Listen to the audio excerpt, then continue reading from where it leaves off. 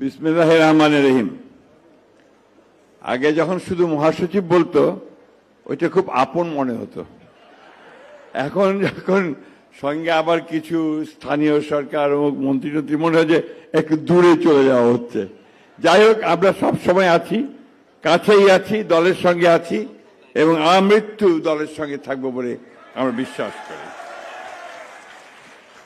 সম্মানিত মাননীয় প্রধান অতিথি, যিনি আমাদের এখন অনুপ্রেরণা, যাকে দেখলে বাংলাদেশের লক্ষ কোটি মানুষ এখন নতুন স্বপ্ন দেখতে শুরু করে, নতুন করে এক বাংলাদেশ নির্মাণ করবার স্বপ্ন দেখছে। এবং আপনারা যারা সোশ্যাল মিডিয়া দেখেন, আমি কিন্তু সোশ্যাল মিডিয়া দেখি না, যারা দেখেন তারা ইতিমধ্যেই জেনে গেছেন যে সবচেয়ে জনপ্রিয় নেতা এখন হচ্ছেন তারেক রহমান। কি ঠিক কিনা, ভুল বললাম? সুতরাং আমরা অনেক অনেক ভাগ্যবান যে আমরা একটা দীর্ঘ 18 বছরের ফ্যাসিস্ট নির্যাতনের পরে আমাদের যখন রাষ্ট্র ভেঙে চুরমার হয়ে গিয়েছিল, গণতন্ত্রকে ধ্বংস করে দিয়েছিল, আমাদের অর্থনীতি যখন একেবারে ভঙ্গুর হয়ে গিয়েছিল, তারপরে জনগণের সমর্থনে একটা নির্বাচনের মাধ্যমে আমরা এমন একজন নেতা পেয়েছি যিনি এখন আমাদের স্লোগান দিচ্ছেন, যে স্লোগানটা কি? গর্ব দেশ, তার আগেরটা কি? হ্যাঁ, সবার আগে। এই স্লোগান আমাদেরকে সামনের দিকে এগিয়ে নিয়ে যাচ্ছে। আমি বক্তব্য একেবারেই দীর্ঘ করব না। প্রিয় সহকর্মীবৃন্দ, আমরা দীর্ঘ 18 বছর আমরা বহু নির্যাতন সহ্য করেছি। আমাদের সমস্ত জীবনটাকে 18 বছর ধ্বংস করে ফেলা হয়েছে, তছনছ করে ফেলা হয়েছে। এখানে আমি সামনে যাদের দেখতে পাচ্ছি, আমার সহকর্মীবৃন্দ, প্রত্যেকেই ভয়াবহভাবে নির্যাতিত, নিপীড়িত। আমাদের 60 লক্ষ মানুষের বিরুদ্ধে মিথ্যা মামলা দেওয়া হয়েছিল। আমাদের 20,000 তরুণ নেতাকর্মীকে হত্যা করা হয়েছিল। ইলিয়াস আলী সহ 3 জন 1700 নেতাকর্মীকে গুম করে ফেলা হয়েছে। তারপরেও কিন্তু আমরা আমাদের দেশ ও নেত্রীর কে লক্ষ্য করে মাথা নত করিনি। করেছি কখনো? লড়াই চালিয়ে গেছি, তাই না? এখন আমার যে বদনাম আছে একটা, যে কথায় কথায় আমি আপনার কবিতা বলি, আবার আজকে একটা কবিতা বলবো, কিছু মনে করবেন না। এই কবিতাটা খুব ছোট্ট, ভারতের ব্রিটিশ পিরিয়ডের, এবং সেখানে আপনার জাস্ট 1 মিনিট আমি একটু বের করে নেই, ওটা তো আমি খুব কাঁচা।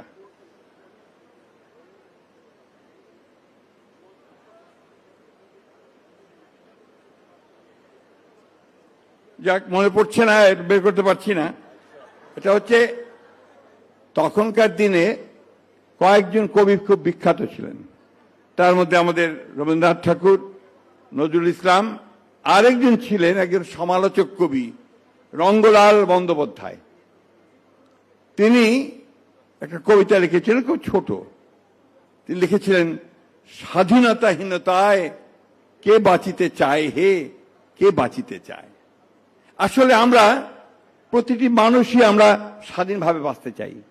আর আমরা বাংলাদেশের এই অঞ্চলের মানুষ, আমরা প্রতিবার লড়াই করেছি স্বাধীনভাবে বেঁচে থাকার জন্য। সে ব্রিটিশ পিরিয়ড থেকে পাকিস্তানের জন্য আন্দোলন করেছি, পাকিস্তানের বিরুদ্ধে আন্দোলন করেছি, একটার পর একটা সংগ্রাম করেছি, লড়াই করেছি, বুকের তাজা রক্ত ঢেলে দিয়েছি। সবশেষে 1971 সালে এই যে এখানে আমাদের বীর মুক্তিযোদ্ধা নজরুল ইসলাম খান বসে আছেন, আমাদের ডক্টর মোশাররফ বসে আছেন, এখানে আরো কয়েকজন আছেন যারা এই মুক্তিযুদ্ধের সঙ্গে সম্পৃক্ত, সামনে আছেন। আমরা লড়াই করেছি, বন্দুক নিয়ে লড়াই করেছি, এই কথাটা মাথায় রাখতে হবে। এবং কাদের বিরুদ্ধে লড়াই করেছি? পৃথিবীর অন্যতম শ্রেষ্ঠ সেনাবাহিনী পাকিস্তান হানাদার বাহিনীর সঙ্গে লড়াই করেছি, এবং শেষ পর্যন্ত আমরা জয়লাভ করেছি, স্বাধীন একটা দেশ পেয়েছি। কিন্তু বন্ধুগণ, আজকে 55 বছর পরে আবার সেই অপশক্তি মাথা চাড়া দিয়ে উঠছে। আবার সেই শক্তি যারা সেদিন পাকিস্তান হানাদার বাহিনীকে সহযোগিতা করেছিল, যারা সেদিন আমাদের ভাইদেরকে হত্যা করতে সহযোগিতা করেছিল, যারা আমাদের মা বোনদের সম্ভ্রম নষ্ট করতে সহযোগিতা করেছিল, তারা আজকে আবার নতুন চারায় নতুন ভ্রমে আপনার হাজির হয়েছে। বন্ধুগণ, এটা আমাদেরকে সাবধান থাকতে হবে। আমাদের স্বাধীনতাকে যদি আমরা সংহত করতে চাই, আমাদের যে সংগ্রাম লড়াই আমাদের নেতা তারেক রহমান সাহেব শুরু করেছেন নতুন বাংলাদেশ গড়ার, সেই লড়াইয়ে যদি আমরা জয়লাভ করতে চাই, তাহলে অবশ্যই অত্যন্ত সতর্কতার সঙ্গে সেই অপশক্তিকে পরাজিত করে স্বাধীনতার শক্তিকেই আমাদের সামনের দিকে এগিয়ে নিয়ে যেতে হবে। বন্ধুগণ, এবং সেখানেই আমাদের সাফল্য। আমরা সবাই খুব আশাবাদী। আমরা সবাই আমাদের নেতা তারেক রহমানের উপরে প্রচন্ড রকমের আশাবাদী। তিনি আসার পরেই মানুষের মধ্যে যেভাবে একটা আলোড়ন সৃষ্টি করেছেন, আশা জাগিয়ে তুলেছেন। এসে নেমেই কি বললেন? I have a plan. অন্য রাজনৈতিক কথা বললেন না, তিনি প্রতিশোধের কথা বললেন না, প্রতিহিংসার কথা বললেন না, বললেন যে আই হ্যাভ এ প্ল্যান। আমি একটা পরিকল্পনা নিয়ে এসেছি দেশটাকে গড়বার। এবং নির্বাচনের পুরো সময়টা এই প্রচারণা আমরা করেছি। আর নির্বাচনের পরে পরেই তিনি প্রথমে হাত দিয়েছেন সেই কাজে। ফ্যামিলি কার্ড, কৃষক কার্ড, কৃষকদের 10,000 টাকা কৃষি ঋণ মওকুফ, খাল খনন কাজ শুরু হয়ে গেছে। বন্ধুগণ, শহীদ জিয়া যেমন একটা কর্মযজ্ঞ শুরু করেছিলেন তার দায়িত্ব পাওয়ার পর থেকে, মাত্র 3.5 বছরে তিনি গোটা বাংলাদেশকে সেই বটমলেস বাস্কেট থেকে একটা সম্ভাবনাময় বাংলাদেশে পরিণত করতে সক্ষম হয়েছিলেন।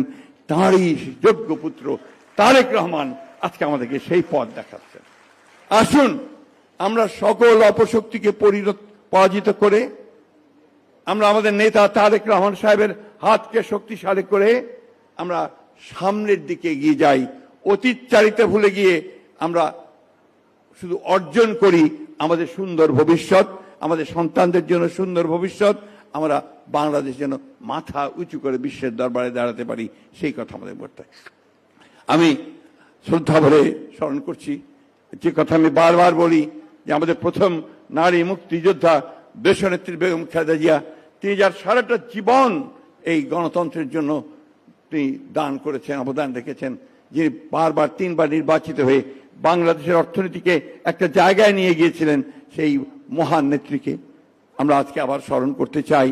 আমাদের সেই মহান নেতা যিনি বাংলাদেশের স্বাধীনতা ঘোষণা করেছিলেন এবং যুদ্ধ করে দেশ স্বাধীন করেছিলেন, শহীদ প্রেসিডেন্ট জিয়া রহমানকে আমরা স্মরণ করতে চাই। আমাদের সেই সব বীর শহীদদের যারা বুকের তাজা রক্ত ঢেলে দিয়ে আমাদের স্বাধীনতা এনে দিয়েছে, আমরা তাদেরকে কখনোই ভুলব না।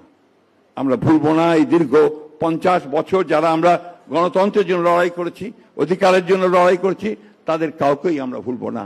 আমরা 24শে জুলাই যোদ্ধাদেরও কখনোই ভুলব না। আপনাদের সকলকে অনেক ধন্যবাদ। আমি সময় নিয়ে নিয়েছি, সেদিন আমি দুঃখিত। আসসালামু আলাইকুম, খোদা হাফেজ। বাংলাদেশ জিন্দাবাদ, বাংলাদেশ জাতীয়তাবাদী দল জিন্দাবাদ, শহীদ জিয়া অমর হোক, দেশনেত্রী বেগম খালেদা জিন্দাবাদ। তার এসে যায় অমর হোক, এবং তারেক রহমান জিন্দাবাদ, বাংলাদেশের লড়াকু মানুষ জিন্দাবাদ।